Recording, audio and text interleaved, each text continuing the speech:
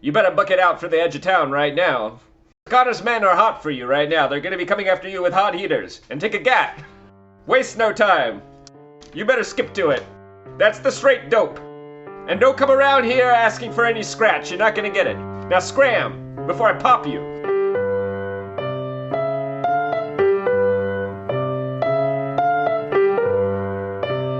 I think probably the only context that the Hokey Pokey wouldn't be like terribly white and square would be in a good like college marching band, because like they could probably do something fun with it, and like pretty much any good marching band can ennoble a bad song. Yeah, I read, like, imagine FAMU doing the Hokey Pokey. I think they would swing it like a New Orleans sort of like womp womp womp womp womp womp womp womp. And then, of course, somebody jumps up and does a split. You know, somebody's breakdancing. Like, there's like breakdancing, backflips. Hilarious to think of what the Stanford marching band would do to the Hokey Pokey. I imagine the Stanford marching band is a rather white marching band, but it is. But they are known for insanely off-color and like very risque.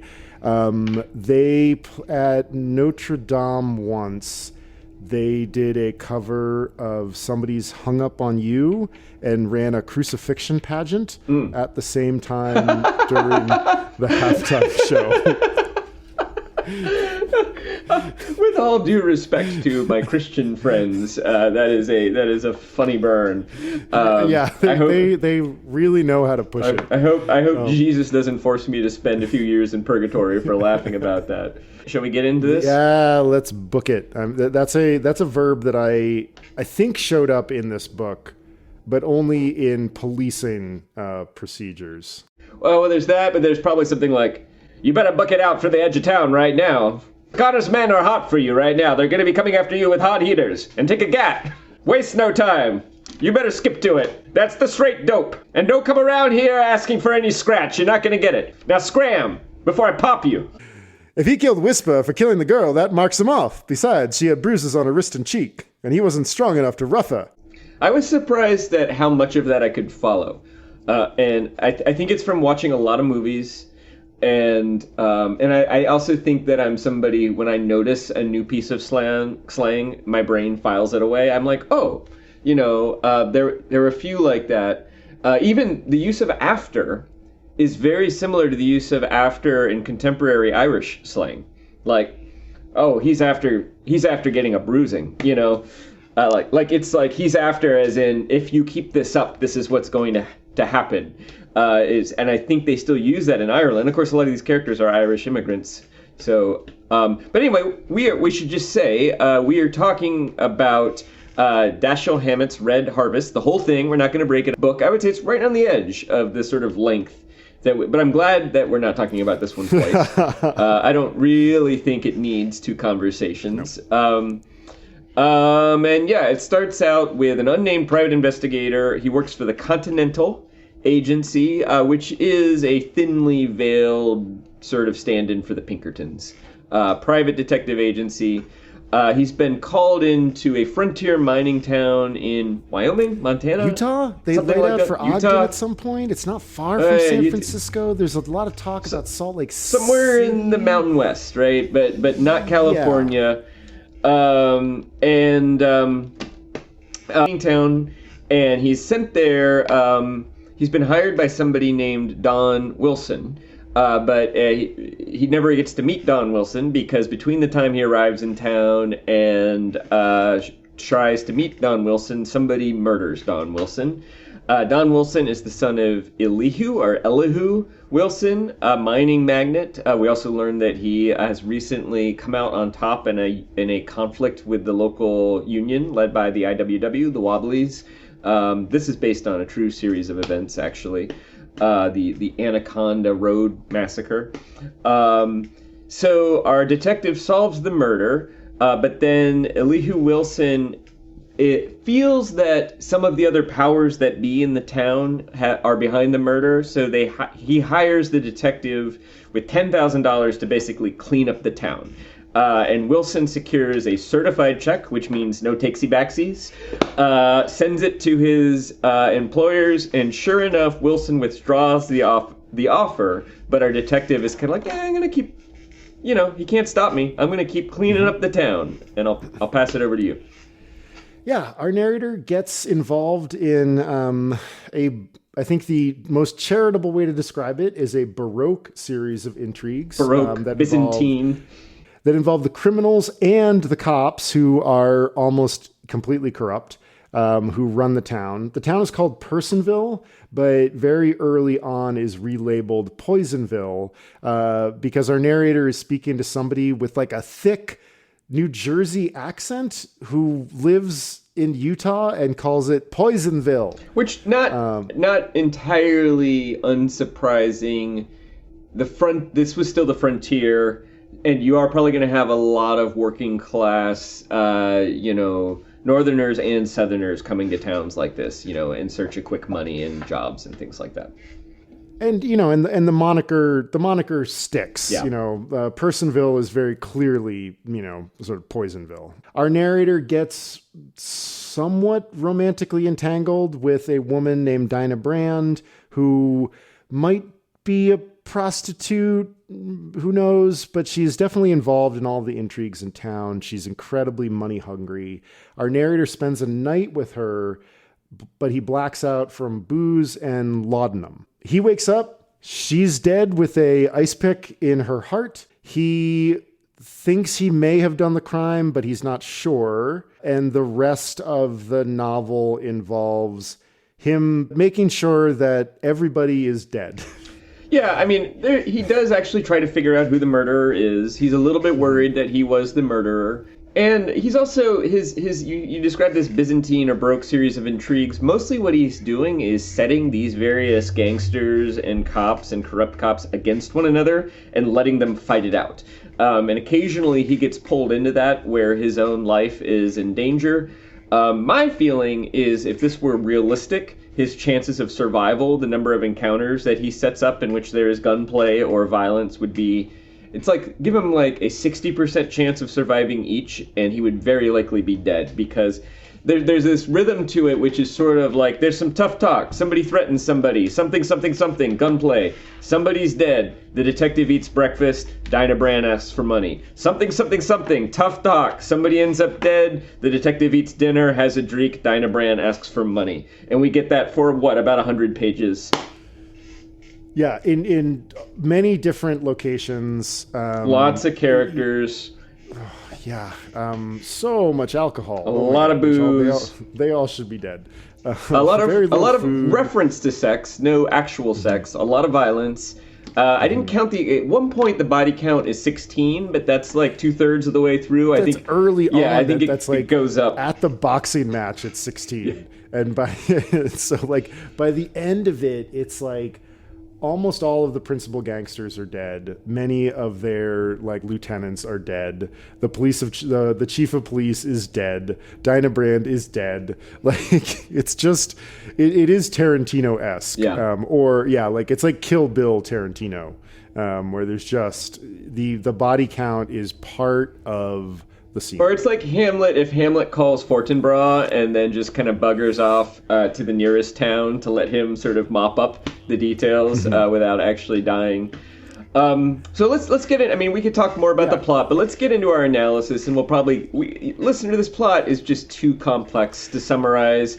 Yeah. And I think there are interesting moments in this book.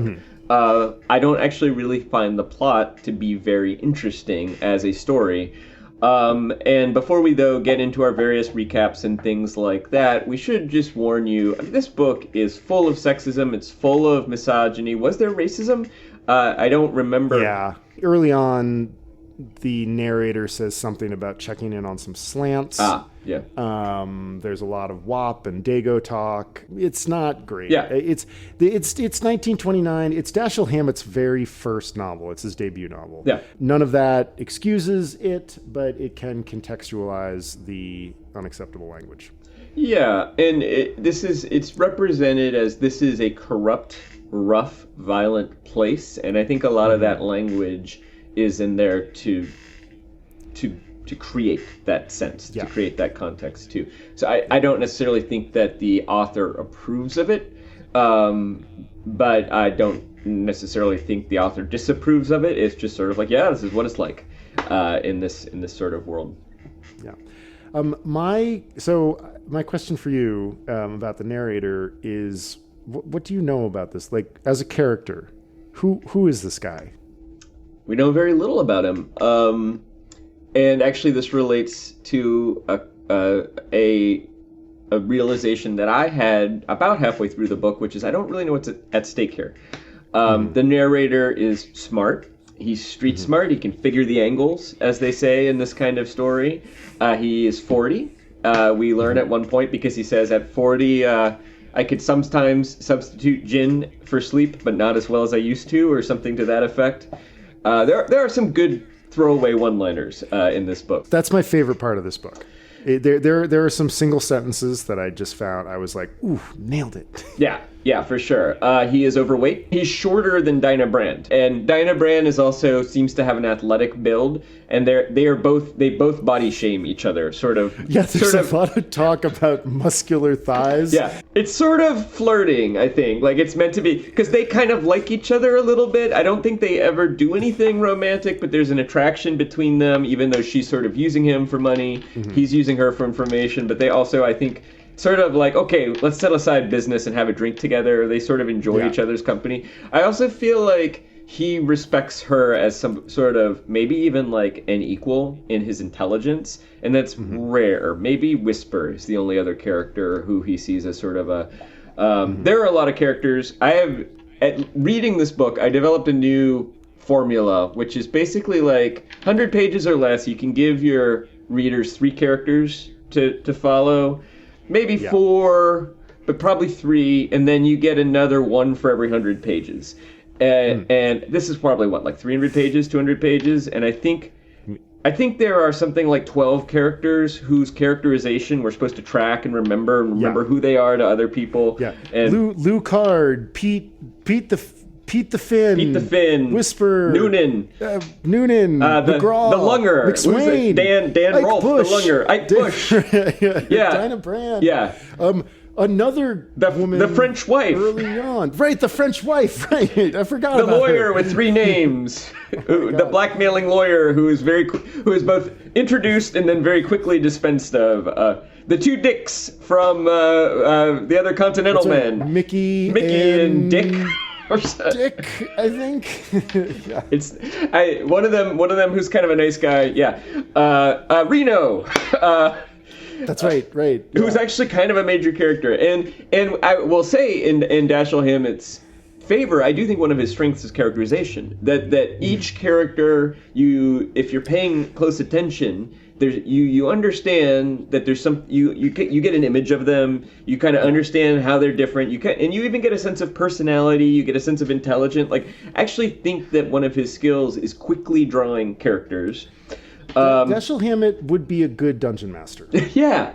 Right. Like, this is, and I even texted this to you. I was like, this feels like a somewhat warmed over D&D session. It really does, and it actually probably would be more fun because it actually feels kind of like a video game, like sort of progressive level of challenges, progressive bases. But yeah, we don't really know, and I think one of the weaknesses of the books is I don't really know what's at stake here, and I don't know why I should care. Although I have another question about it, but maybe my follow-up question to you is about the mystery. And not the murder mystery, but the mystery that I associate with this book which is why do people think it's so good? And to further contextualize that question, I went back and read a bunch of contemporary reviews. It's not just a popular book. It got a lot of literary critics reviewed it and praised it. There's a lot of, this is our literary mystery writer, coming from, now, not necessarily academics, although I don't even know if there were MFA programs in the 1920s or if there will ever be MFA programs again. And I don't know if there were MFA programs. I don't know if there were MLAs, or Masters of Literature or PhDs of Literature. But, the people who are writing smart criticism for the newspapers liked this book. And I I admire parts of the book, but I would say it's not very interesting in terms of the plot. But what I do find interesting is the puzzle. Why did people like this so much? And I also think, as a trained historian, thinking about, okay, this book came out in 1929. That's an interesting clue. Where does it sit in the history of literature? Where does it sit in the history? It sits right smack dab between two wars. It starts right at the beginning of a Great Depression. Where does it sit in literature? I mean, this is contemporaries of Hemingway, Fitzgerald, Steinbeck is writing. I don't know if Steinbeck's quite published anything yet, but soon. So I have actually two hypotheses, but what is your best guess as to why people liked this book so much? Yeah, I was wrestling with that question a lot too. I've read The Maltese Falcon a long time ago, but I know it was better than this in terms of... And it came out just a couple years later, right? Like a few years later. 31, 32. His production was... He did a lot in a very small amount of time. I think his last novel is The Thin Man in 1935. And I think he gets out 5 or 6 novels in those 6 years. And then he kind of goes and does he's in Hollywood doing script adjacent stuff. Yeah. But mostly agitating for the American Communist Party. Right. And trying to stay out of jail because of that. Yep. And so, but his work is... This is not a communist book, I don't think, No. It's in fact, there's missed opportunities. He sets it 6 months after a violent labor dispute, and that topic is dispensed with in chapter 1, and we never come back to it, arguably. I think the reason why maybe this was popular is something that you've said already. And I'm about to go on a sort of wild march of presumption and projection and all sorts of stuff. The pulp era, we're sort of in it right now. I would guess that with the Great Depression coming, we're in between two wars, the briskness of the action probably was one of those things that felt really new and felt really exciting. And I think there's sort of just barely enough good writing that I think a literary critic... it's like the thing when science fiction writers sort of feel shat upon when they get it's very literary for a science fiction novel. Yeah. And you're why is the bar lowered for the genre? That's so condescending. Yeah. And I think that maybe that might be part of it. That it's brisk. It's escapist. This isn't a novel that you read to think. This is a novel that you read on the toilet. It's occasional, and you could probably pick it up and not even care about where you were in the book. But you're going to get a few pages of really brisk action, tough talk, maybe a little sexual tension, tough talk, and a narrator who really punches way above his weight. He should not survive. And maybe that's part of it. Maybe you identify with his toughness. I mean, he reminds me of a lot of John Wayne characters in that he does sort of have a code of honor, at least at first. I have two hypotheses, and I think you just nailed one of them, which is he's maybe not as skilled or gifted as a Hemingway or a Steinbeck or a Fitzgerald, but he's more like that than a lot of pulp writers. And so he's getting credit for, you're a pulp writer who can do that. And in fact, one of the headlines of one of the reviews I read was Hemingway in disguise. And if you think about it, I think The Sun Also Rises, Hemingway's first novel, came out just a few years before this. And for 25, and this is 29, I do feel like Hammett's read Hemingway. The prose has a similar punchiness. There's a similar emotion buried under the surface. And there are a couple moments where that's explored in a really interesting way, although in my opinion, not nearly enough. So that's one of my hypotheses. Another sort of hypothesis is that he is a lefty. He is a American communist. He was also critical of the American Communist Party from time to time because they often would back Stalin even after it was clear that Stalin was a murderer. And so rightly so. He was a communist who was more principled, I think, than the American Communist Party often was. But he also affiliated with them and agitated. And you could see it. I don't know. But maybe the stakes are essentially our characters taking revenge on the miners who went on strike. We learn that the miners, like some months before all of this happened, maybe 6 months, maybe a year, the miners all went on strike. And then Elihu Wilson, is that his name? He resorted to calling in a lot of heavies, a lot of gangsters to break up the strike. There was a lot of conflict. I think, at one point, there's some language along the lines of many skulls were cracked on both sides. It's one of my favorite passages. It's pretty good. And in the very end, and this is all being told to him by a wobbly, who the detective meets in the bar, under the pretense of being a fellow wobbly, but actually being essentially a Pinkerton, which is interesting. In a way, the detective, the protagonist, is taking revenge, and maybe that's part of it. Maybe this is seen as sort of like a revenge novel.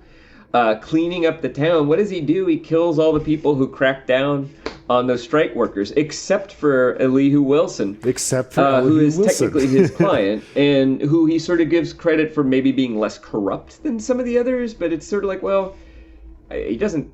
Maybe he's less corrupt in the sense of like actively breaking laws, but didn't he break the strike? And we also learned that he had made a bunch of concessions to the union, but then took advantage of an economic downturn to strip away those concessions, and that's what led to the strike. And so all of that's interesting. I do want to read a passage that I have found that I think is, to me, this was the high water mark in terms of the Hemingway-like writing.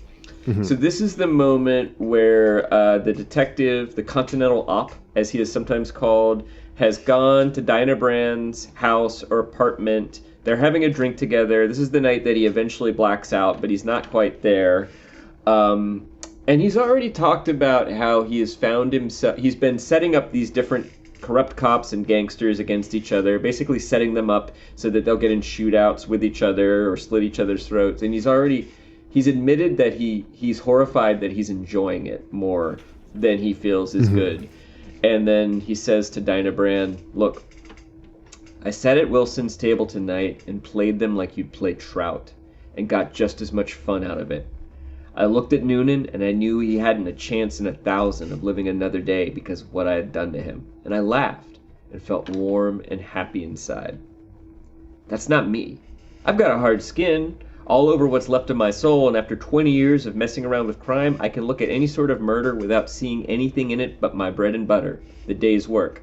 But this getting a rear out of planning deaths is not natural to me. It's what this place has done to me." She smiled too softly and spoke too indulgently. "You exaggerate so, honey. They deserve all they get. I wish you wouldn't look like that. You make me feel creepy." I grinned, picked up the glasses, and went to the kitchen for more gin. When I came back, she frowned at me, over-anxious dark eyes, and asked, "Now, what did you bring the ice pick in for?" "To show you how my mind's been running. A couple of days ago, if I thought about it at all, it was as a good tool to pry off chunks of ice." I ran a finger down its half-foot of round steel blade to the needle point. Not a bad thing to pin a man to his clothes with. That's the way I'm begging, on the level. I can't even see a mechanical cigar lighter without thinking of filling with nitric glycerin for somebody you don't like. There's a piece of copper wire lying in the gutter in front of the house, thin, soft, and just long enough to go around a neck with two ends to hold one hell of a time to keep from picking it up and stuffing it in my pocket, just in case. You're crazy. I know it. That's what I've been telling you. I'm going blood simple. I think that's a great passage. I can see, one of my questions later is about where does this novel rise above the sum total of the words on the page? and there are not too many moments. And this section, the drinking, the laudanum, the wacky chapter about the dreams. Very well described dream logic. The weird geographical. He's here. He's there. It's very specific, but it's impossible. He's falling through the air. All of those things. He nails it, and it's like the other part of the book where I felt like that happens is sort of the first chapter when we're getting this kind of grand framed historical, and it does feel bigger than the sum total. And like, I don't know why you like that section, why you personally like it. I do too. I like it because I feel like our narrator is sort of detaching from his reality. And it feels like there are stakes for this one moment and the stakes are about identity. Unfortunately, he just appears to just run the only with this lingering new bit of that, I think, in the final third. This happens about a third or 2/3 of the way through, and basically it then sets us on the third act, I think, which is the Dinah Brand's been murdered. He kind of likes her. There's a lot of evidence that points to him, and he's not even so sure himself that he hasn't done it.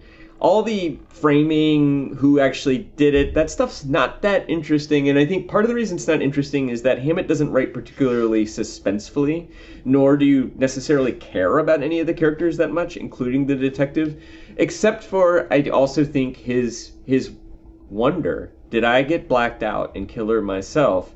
Like, that is actually compelling and interesting, and it's underplayed a little bit, and I think he is doing a little bit of the Hemingway thing, where the only way we realize that he wonders is when Mickey, the other detective, asks him about it, like, why do you seem to be worried that you're the one who did it, you know? And I do think, again, that's masterful, but I think that's underplayed, and it's almost like Hammett got 2/3 of the way through this like shoot 'em up Byzantine story and got bored of the story and was like, what is this? It's like he got kind of bored of his character and decided to make the character more introspective. And but then he has this opportunity with this woman that he has been talking with the whole time, and perhaps building some kind of relationship or rapport, like you said. He even describes as like going on a half date with her at some point, and there's a lot of will they or won't they, and he just doesn't care. Or if he does care, he cares more about saving his own skin. And like, he wakes up and like he literally looks over and is like, oh, the ice pick is like driven through her heart. There's not much blood. Like, it's the moment where I was like, oh, ick. He could be doing sort of the Hemingway thing where, and, you know, the Joe Haldeman thing, where Joe Haldeman doesn't tell you how Mandela feels when he sees his fellow trainee decapitated by the explosion. But then they go back to the barracks and everybody sleeps with a close friend that night, you know, like, but I don't think we don't get then they go back to the barracks and everybody's, the closest we get is Mickey, like 50 pages later, being like, you seem to think you did it, you know, or something. That's like, maybe this is tearing him up a little bit, but it's underplayed. And I think, you know, what I'm coming to is that I think Hammett has assembled a lot of really interesting elements here. And like we were saying about Raymond Chandler, he does have writing chops. You know, the guy can write a sentence. The guy can do quick characterization. He's definitely, like, if you were going to give him like a baseball card, you know, he would have, you'd be like, characterization, good. Like, good punchy prose, good. There is, first I was annoyed by all the slang, but after a while, as I immersed into it, I started to recognize a kind of poetry in it, a rhythmic quality to it, and I started to enjoy it. That's, you know, the Coen brothers have a real, a kind of appreciation, you know, for argot, you know, for slang, and I kind of started getting that same thrill, that same kind of like, oh, it's just kind of, this is fun, but it's like he assembled all these great elements on a table and then didn't build the sculpture that you know. Yeah, totally. Yeah, that's why I think the like good dungeon master thing is right, because like you're never assembling much more than like a sort of framework, with like, and the enjoyment of this novel is almost 100%. Yeah, no, it would be kind of fun to like imagine like Serge Koznets and Olmus in this town. I think you'd want to give them a different mission than just killing everybody. Like maybe it would be to try to help Dinah Brand, or to help somebody, like something a little bit more benevolent, or to actually figure it out who killed Wilson and make the younger Wilson and make it harder, or figured out who killed Dinah. But like two sort of, in a way, if you could sort of merge The Long Goodbye and Marlowe's sort of deep idealistic yearning for truth with kind of the Byzantine arcane setting of this story, you could have something. You could have something pretty good. I felt like mostly what we were doing was simply reading the last 100 pages of The Long Goodbye, with the same attendant weaknesses.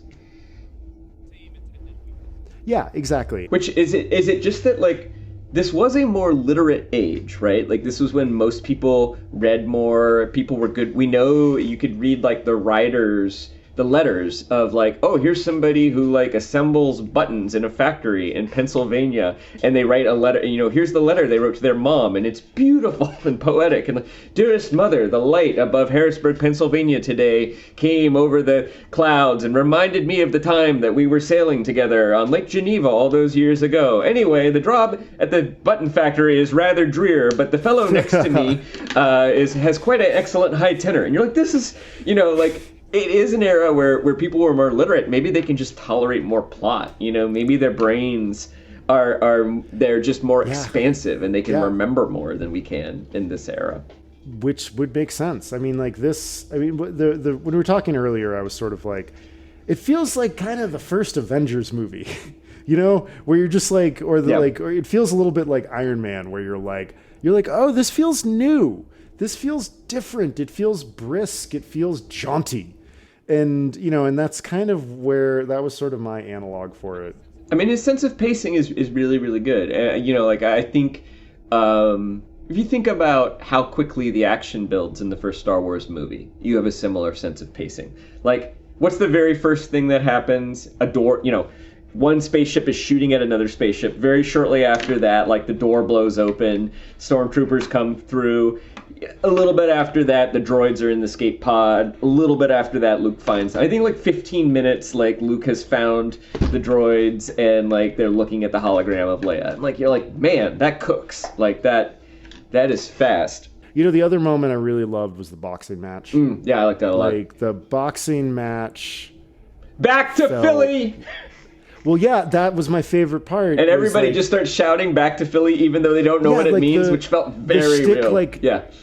Right, exactly. Like, that does feel, I'm like, oh, that 100% would happen. Yeah. Back to Philly, Nick! And then the drunk, back to Philly, Nick! He doesn't know what he means. He's just yelling what that guy started yelling. And then they all start yelling, and then the boxer gets scared. And that's what does it, is like you imagine what is happening in the mind of that character must be, like, terrible. And then he's like drops, like somebody throws a knife from like the rafters or something. And suddenly I felt like I've been reading one of those Fafford and Gray Mauser novels, and I was like, suddenly we're in a Fafford and Gray Mauser novel, just like instantly, like just a little like, which is, actually Fritz Leiber, the author of the Sword and Sorcery novels, has a similar fluency with quick action and plot. Like you read those books and you're thrown into a lot of stuff very quickly. Yeah. So Chris's Craft Corner this week is, we've talked about the way that The Simpsons pulls a little sleight of hand with their plot structures. And I felt like that was what we were experiencing here. We are going to jump in the Wayback Machine and go back to 1993. So this is towards the end of season 4 of The Simpsons, a classic episode called Marge in Chains. And with the title Marge in Chains, you would not see that given where this episode begins. The first 8 minutes, a Asian flu called the Osaka flu. Wow. Yeah, I know. It was wild. Appears in Springfield, and some context for this moment. Marge is the only one sort of not felled in the family by the flu. And so she is taking care of Homer, Grandpa Simpson, Bart, Lisa, and Maggie. Everybody's sick, and they're all demanding things from her. And Marge goes to the Quickie Mart for supplies. Mom, I need more OJ. Flintstones chewable morphine. Oh, Miss Sheriff Flobo. Mom, I need more OJ. Flintstones chewable morphine. Oh, Miss Sheriff Flobo. OJ, morphine. Lobo. OJ, morphine. Lobo. And a bottle of aspirin, please. The aspirin is $24.95. $24.95? I lowered the price because an escaped mental patient tampered with the bottle.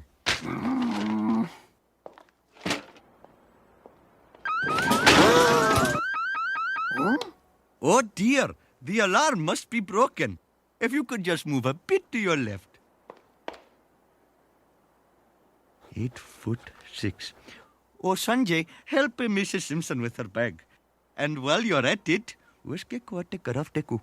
Haji, ekdam farafaspat.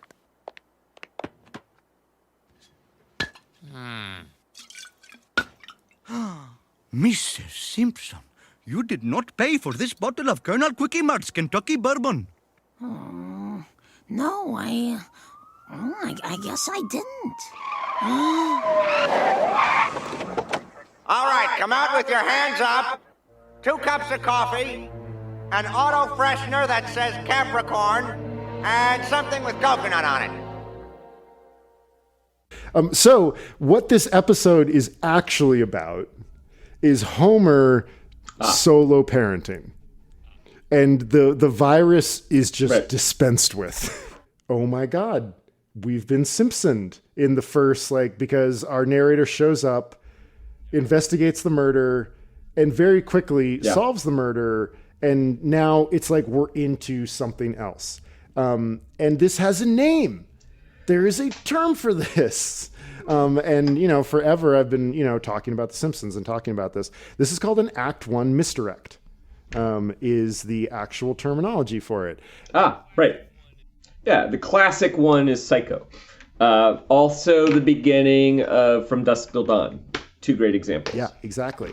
And I was just like, and a lot of the writing about when you use an Act 1 misdirect is when you're not totally sure that the subject material you've got is enough to carry the length of the thing that you've got to do. And I think that your example and The Simpsons in particular are playing with that idea. Because obviously the Simpsons writers can kind of come up with anything they want, and but there's same thing with Psycho and Dusk Till Dawn.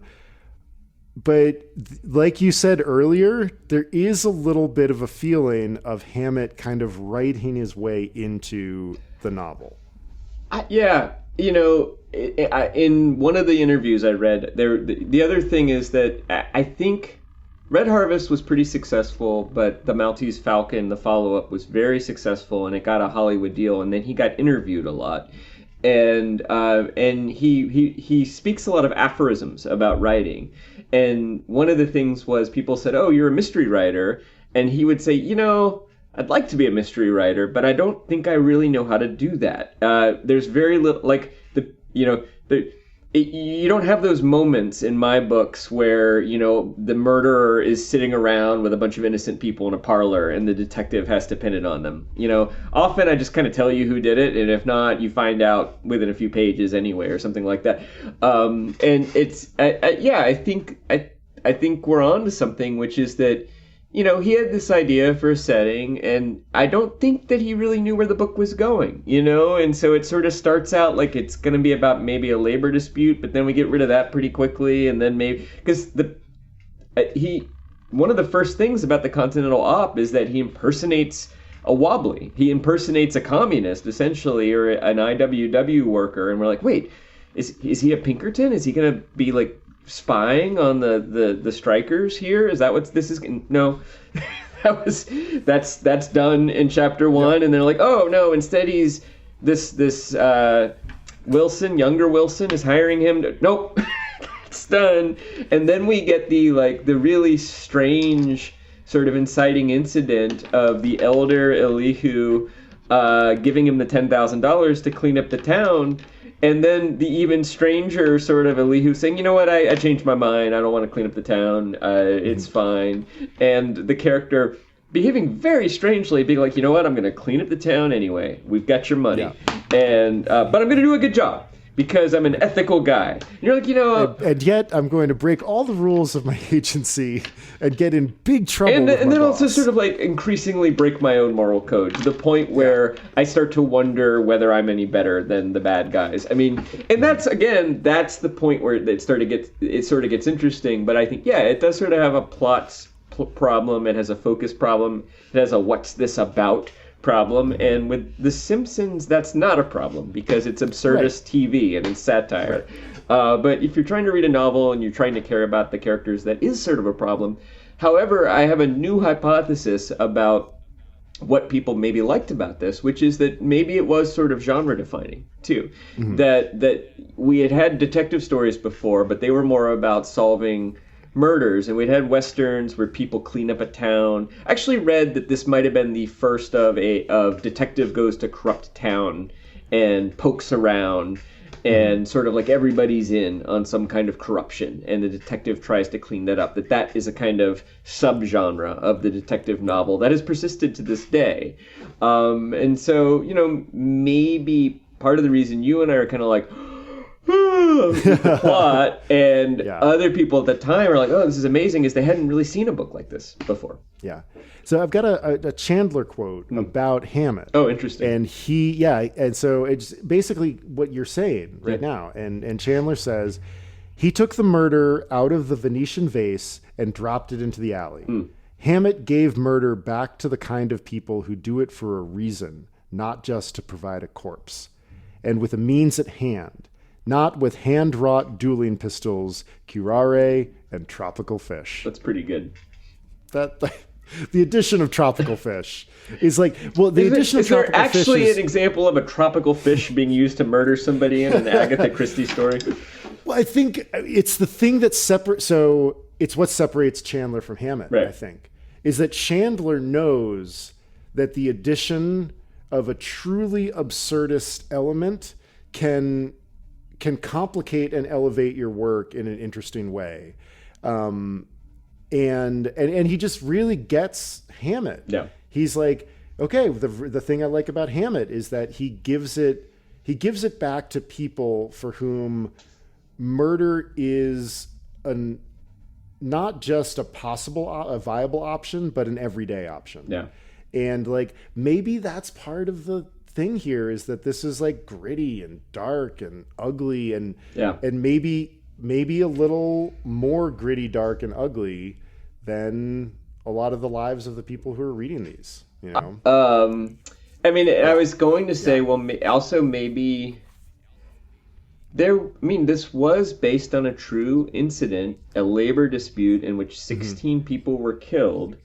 Although the then follow-up gang war that happens after that is not real, but when is Al Capone doing the Valentine's Day massacre? Around this time, right? Maybe, no, it's during Prohibition.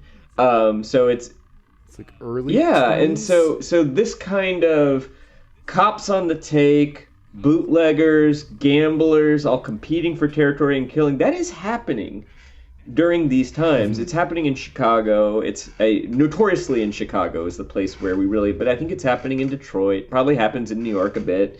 Probably happens in any city. Probably happens in Baltimore. Probably even happens in smaller places like Kansas City and Columbus, to a smaller degree.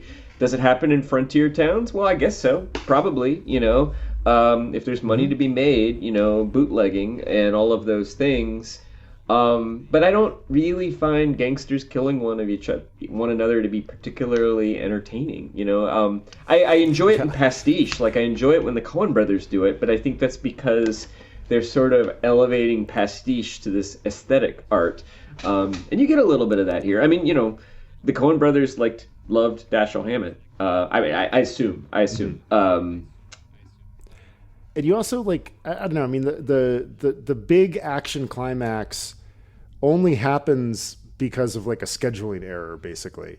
It's like, oh, all this like special coppers, like they, got done like fake busting Thaler out of jail, and they were on our way back, and they bumped into us, and we had a big shootout. And that happens about halfway through the book too. That's the other thing, is that normally with sort of 3-act structure, you have a series of escalating conflicts, but kind of the biggest shootout happens about midway through, and then there's sort of mop up after that.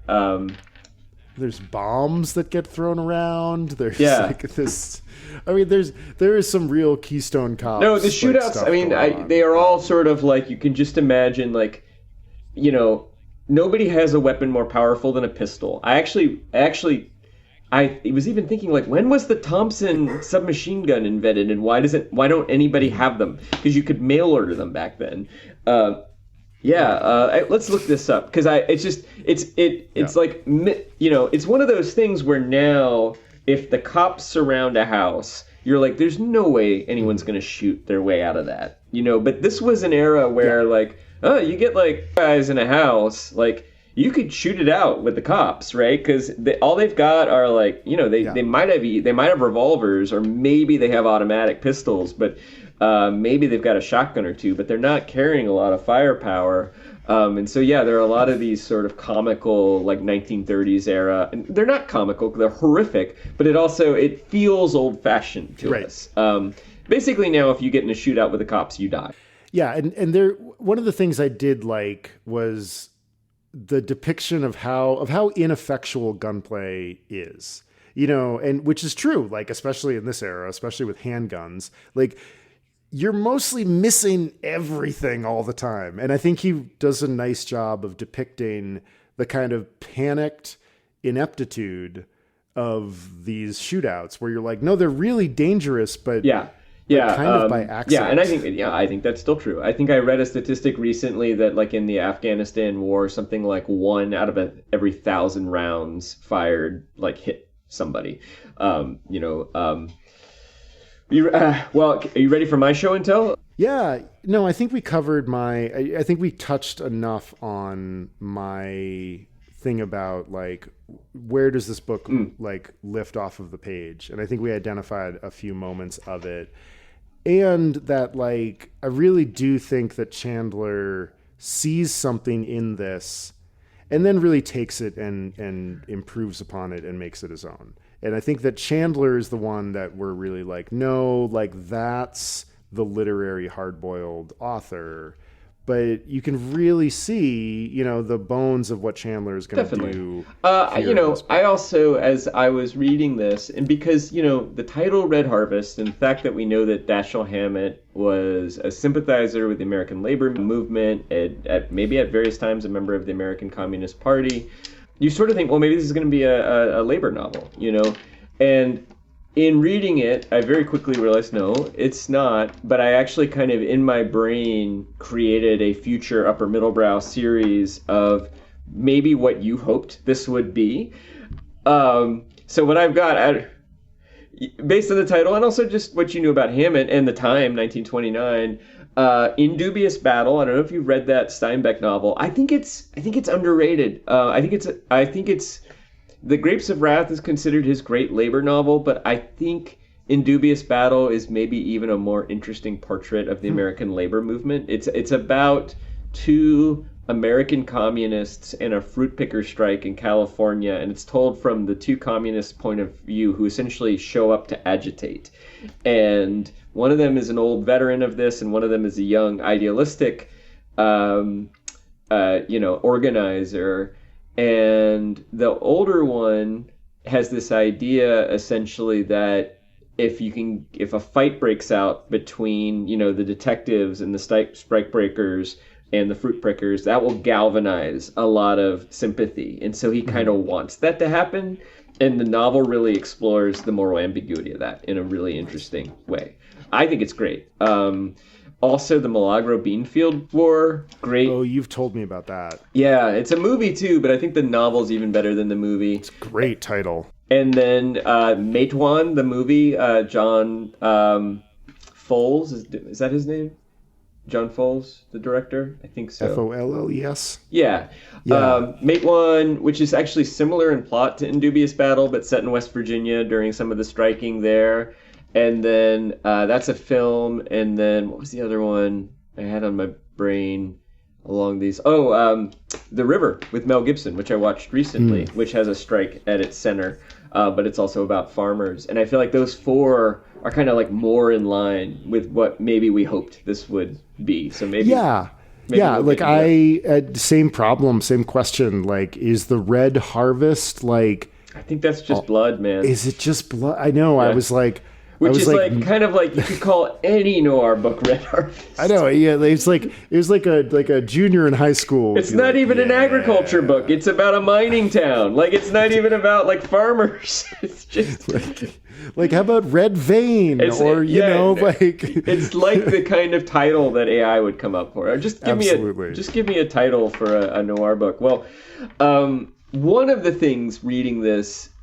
And to Chandler to some degree, but especially Dashiell Hammett, I realized how much the Coen brothers are clearly influenced by Dashiell Hammett, including their first movie was called Blood Simple. I am sure it's a reference to that passage I read earlier. In fact, they said we got that title from Dashiell Hammett. And, you know, I've become Blood Simple. And Hammett talks about Blood Simple as becoming, and you know, he was a World War I veteran too. So I think he had seen this of people who are so exposed to violence that they become sort of numb to it, but also fixated with it. But clearly the Coen brothers are influenced by Dashiell Hammett, but they're also, I'm realizing, we talked about sort of the weird sort of witty people talking across each other dialogue of Chekhov. So I have this kind of, I now have this equation in my head that's like Chekhov plus Hammett equals the Big Lebowski and some other Coen brothers. So I have a clip queued to demonstrate that. Okay, so this is the movie The Big Lebowski. Our main character, Jeff Lebowski. It's about midway through. He's at his apartment. He's about to be picked up by his friend Walter, but he's noticed that this person has been tailing him. I forget the name of this actor, Joe Polito or something like that. We can look it up. Excellent sort of character actor. Has been following him around in a little Volkswagen Bug, and he decides he's going to confront him. So you're going to see Jeff, played by Jeff Bridges, coming out of his apartment and then confront the detective. Or, well, we don't know what he is, but we'll soon learn.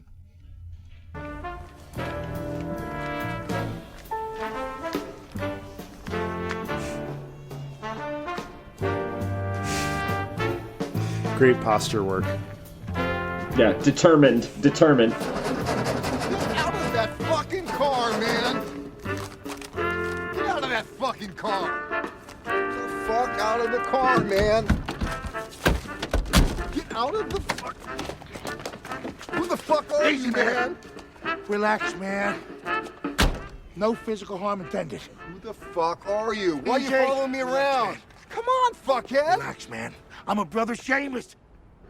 Brother Seamus? Like an Irish monk? What the fuck are you talking about? My name is Delfino. I'm a private snoop like you, man. What? A dick, man. A dick, man. Now, let me tell you something. I dig your work. Playing one side against the other in bed with everybody is fabulous stuff, man. I'm not... Fuck it, man. Just stay away from my fucking lady friend. Hey, I'm not messing with your special lady. She's not my special lady. She's my fucking lady friend. I'm just helping her conceive, man. Hey, man, I'm not... Who are you working for? Lebowski? Jackie Treehorn? The Knutsons. Who the fuck are the Knutsons? The Knutsons. It's a wandering daughter job. Bonnie Lebowski, man. Her real name is Fawn Knutson. Her parents want her back. Jesus fucking Christ. Crazy, huh? Ran away about a year ago, and the Knutsons told me I should show her this. I found her. It's the family farm. It's outside of Moorhead, Minnesota. I think it'll make her home safe. Oh, boy. How you gonna keep them down on the farm once they've seen Carl? We'll stop it right there. She's been kidnapped.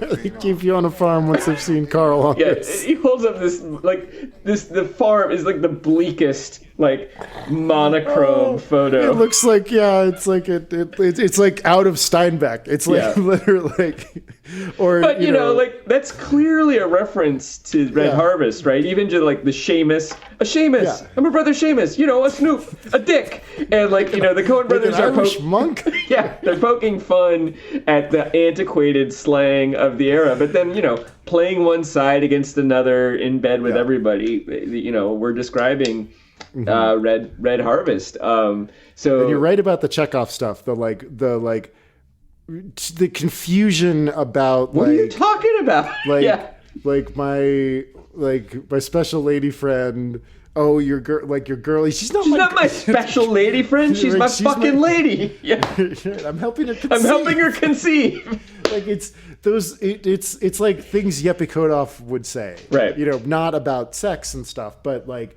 It's the same, just like it. In some ways, it's intensely illogical, but given the context of the sentence of the scene, like incredibly logical.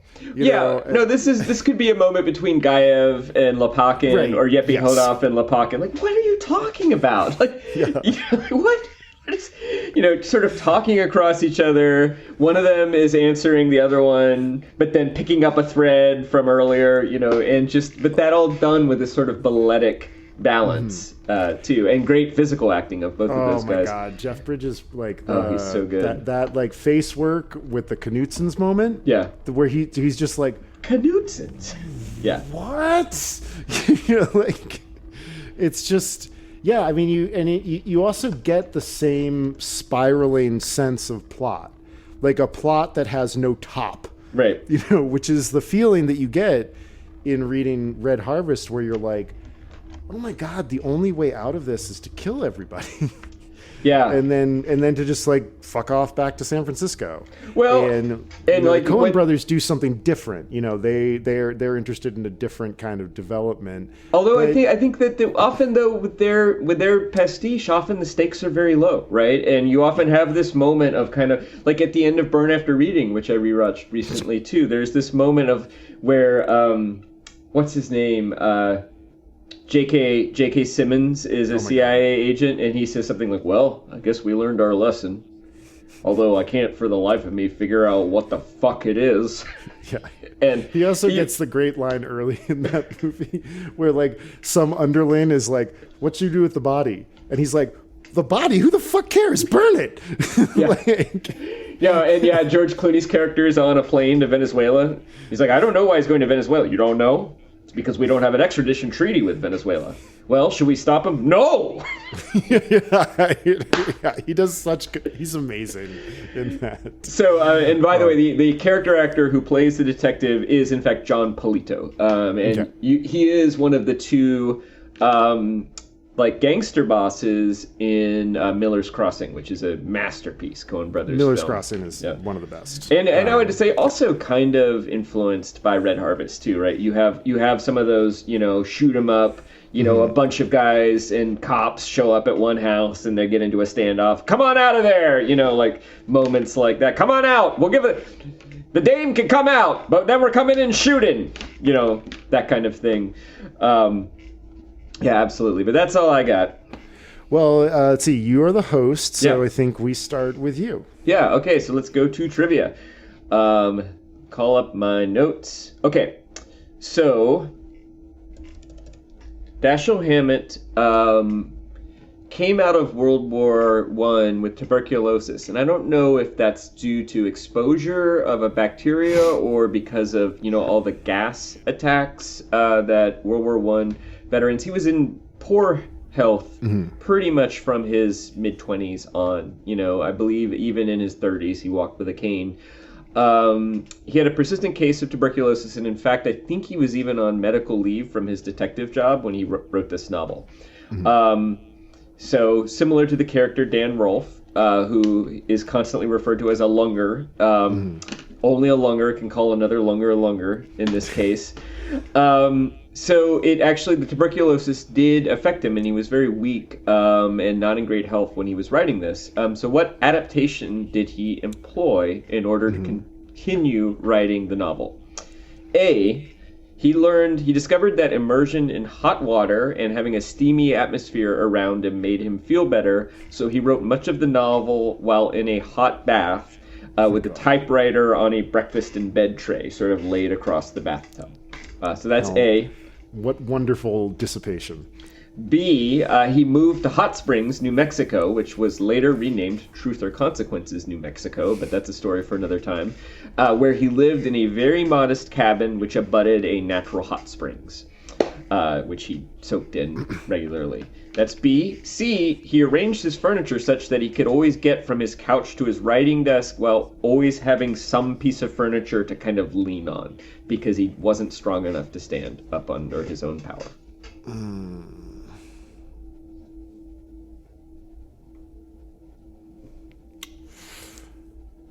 I'm going to go with C. You're correct. Oh. The A example is a bit of a red herring. Okay. It is, in fact, true that Dalton Trumbo did a lot of his writing in the bathtub with a typewriter on a breakfast in bed tray. Another communist writer. It felt a little indulgent for Dashiell Hammett. Yeah. Did you see the Trumbo movie? No, I didn't. There's lots of great shots of Bryan Cranston as Trumbo, sort of like smoking a cigarette, be mustached, typing away at his Olivetti typewriter, like while in his bathtub. That's wonderful. I believe there's an actual photo of Trumbo doing the exact same thing too. It's like they Trumbo's a pretty good movie. Okay, yeah, I will check it out. It has a great John Goodman role in it, as I recall. Always good. As we've talked about, Hammett was part of the Pinkerton Detectives. Mm-hmm. He quit in 1921, but then has a second sort of retour with them. But while he was in the organization's employ, he was offered what sum of money to murder the IWW leader Frank Little? Was it A, $500, B, $2,500, or C, $5,000?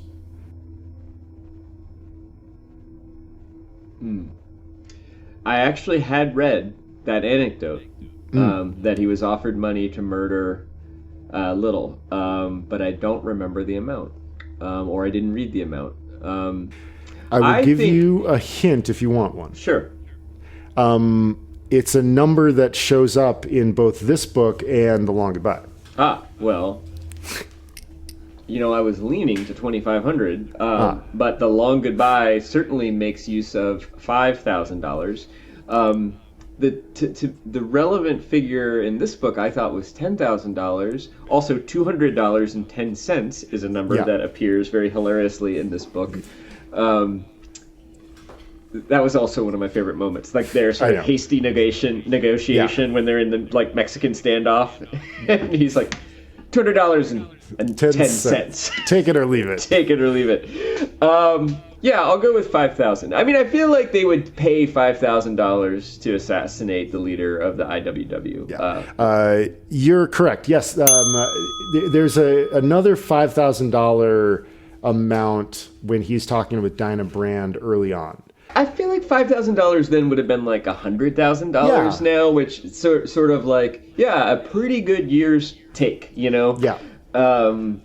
That's kind of my sense of the significance of that number. It's not, you can't retire on it, but you could take a year off, or you could go on a really nice vacation, a very nice vacation. A double ding. We haven't had a double ding in ages. I haven't had a double ding since Paris, 1967. Chris Bagg, will you read this book again? No. Me neither. But I'm glad I did. Me too. I feel like I filled in a gap. Chris Bagg, what's next?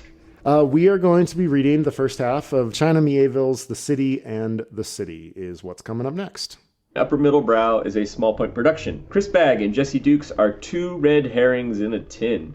Music by Ben Pajak and Jesse Dukes. Design and website by Chris Bagg. We are supported by Jenny Grieve and... Well, that's it for now. But if you want to become our second patron, search for us on Patreon or check the show notes for a link. I think that Jenny Grieve should always be in our credits forever, even if she stops supporting us on Patreon. I think she is our first supporter, and that we should always recognize that. As a reminder, Jesse and I are both writers and editors, and we can help you with your writing, podcasting, or editing project. You can see some of our portfolios and learn more at our respective websites, chrisbag.com and jessedukes.com. Or you can enroll as a patron at the You Really, Really Like Us tier, which includes some one-on-one editorial time with one of us or the other, or if you want to bump up to the checkoff level, maybe even both. There is a link in the show notes. You can also really help us by just sharing the show with another nerdy friend. Thanks, everybody. See you next time.